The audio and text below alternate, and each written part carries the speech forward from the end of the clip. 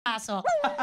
Rob, ikaw naman, napanghihinaan ka ba ng loob pag may judgment na gano'n? Or feeling mo kagaya din niyan na, hindi, nasa akin ang power. Ako ang magdidikta. Ay, hindi po. Kasi ang akin naman, wala naman akong pakialam sa mga judgment. Katulad din niyan. Kasi ang importante sa akin, ginagawa ko ng maayos yung trabaho ko. Wala akong inaapakan na ibang tao. As long as na masaya ako sa ginagawa ko, ito yun.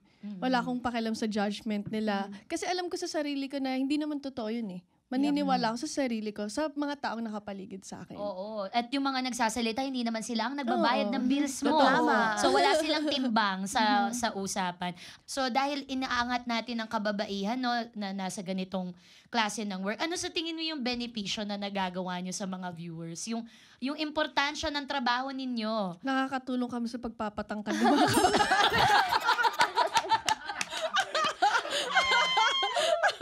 Parang di ako naniniwala. Di ako lumaki. Joke lang. Joke lang. Ano nangyari kay Buboy? Hindi effective. Ano to? Sobrahan? Nasobrahan to? Joke lang. Hindi to nabulan. Hindi ka na tunablan. O yan, ano na itutulong nyo sa lipunan? Well, for me, siguro yung sexual awareness and yung openness ng tao to sex. For me kasi, honestly, I stopped na rin with the Viva Max thing. I'm done now with my contract, so I no longer resonate na kasi with the whole Viva Max thing. For me, I want to move on, explore new genres. And it's your right to do so. Yes, I have the choice. Yun. Kasi parang, ayun nga, I don't want to stay in a place where, yun nga, it doesn't align with me anymore. Spiritually, energetically, lahat na yan. Meron kasing tinatawag na the male gaze theory. Yeah. And mas lalo kong, I know it's just a theory, pero mas lalo ko siyang naramdaman when I enter this industry. And yun nga, it's hard to be a woman. You know, it's so hard to be a woman. Yeah, if you don't fall under the two categories of virgin, vixen, or vamp, 3 pala actually, then you don't exist. Vixen. And then vamp. Okay.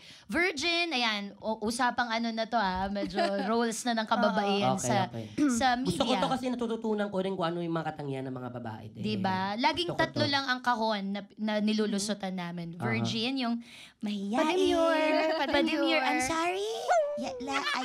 I know. Yan. Like me. Like me. Oo naman. Virgin. And then the vixen, yung kontrabida.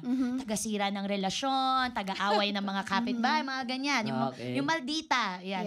And the vamp, yan. Yung vavaboom, sexy. Vampira, gano'n. gano'n. Ano ng fertility, epitome ng fertility. Laging 3 lang. Pero walang imahe ng babaeng malakas, protagonist, bida, gumagawa ng mga bruskong bagay. Wala. Yeah. Lalaki meron. Bakit kami bihira ang female heroines? Laging yung 3 na yan. So, I admire what you said, Yena. You want to become something else. Because the universe is calling you to become... You know!